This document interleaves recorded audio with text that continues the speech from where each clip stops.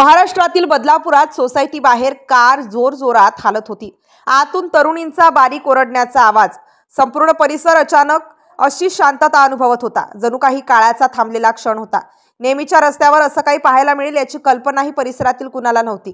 काही सेकंदांपूर्वी जिथे हसणाऱ्या खेळणाऱ्या लहान मुलांची ओरड, महिलांच्या गप्पा, तरुणांचा गोंधळ हा आवाज भरलेला होता, त्या सर्वांचा गोंगाट एकदम शांत झाला। काळी पूर्ण ब्लॅक फिल्म लावलेली गाडी जणू काही गुप्तपणे काहीतरी करत होती। कोणालाही स्पष्टपणे समजत नव्हतं आत काय चाललं आहे। महिलांनी डोकं बाहेर काढून पाहिलं आणि जे पाहिलं ते पाहून सर्वांचे हृदय थांबल्यासारखं झालं। लहान मुले खेळत होती, त्यांच्या हसण्याने वातावरण आधीच हलकं होतं, पण गाडीच्या जोरदार हालचालींनी त्या हसण्याला थोडासा थबक आणला। काही जण धावत होते, काही जण थांबले, पण प्रत्येकाचं लक्ष त्या गाडीकडेच रोखून राहिलं। अरे बापरे, गाडीत काय आहे? काहीतरी भयंकर घडत आहे।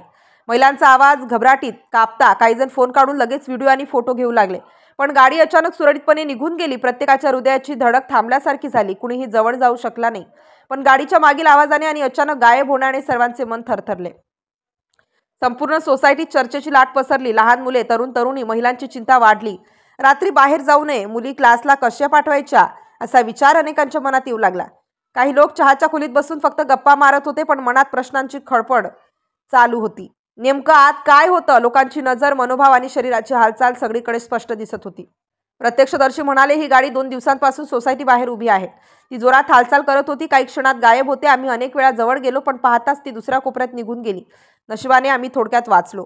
लोक घाबरले, काही जण हळूहळू घरात गेले, काही लोक हळूहळू जवळ जाऊन पाहण्याचा प्रयत्न करत होते, पण धक्का बसला, भीती पसरली। गाडीच्या प्रत्येक हालचालीवर सगळ्यांचे मन धडधडत होते।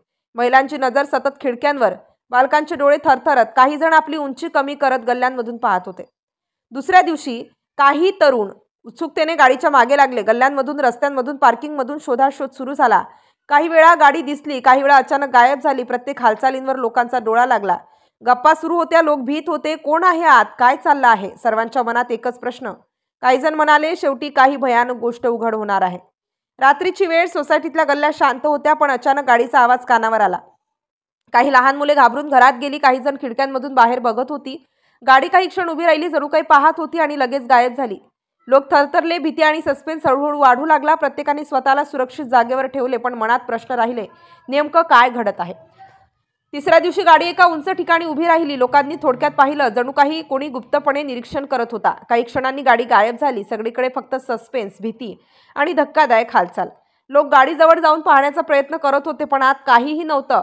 कोणतीही व्यक्ती, कोणतीही वस्तू नव्हती। सस्पेन्स इतका वाढला की लोक थरथरले। शेजारी, प्रत्यक्षदर्शी, वॉचमन, तरुण सगळेच धक्कादायक वातावरणात। पोलिसही काही सांगू शकले नाही। लोक विचार करत होते, काय घडत आहे, नेमकं काय होतं गाडीमध्ये? शेवटी जेथे गाडी उभी होती तिथे फक्त प्रोजेक्शन सेट उभा होता। संपूर्ण सोसायटीत भयानक हालचाल दिसली, पण वास्तव फक्त प्रोजेक्शनचा भ्रम होता। लोक थोडक्यात हसले, काही अजूनही धक्क्यात होते। भीती आणि सस्पेन्स कायम होते, कारण नेमकं काही दिसलं नव्हतं, तरी मनावर धक्का बसला होता। सोसायटीत पुन्हा शांतता पसरली। गाडी गायब, लोक घरी गेले, पण त्या काही क्षणांचा सस्पेन्स, भीती आणि धक्का प्रत्येकाच्या मनात कायम राहिला।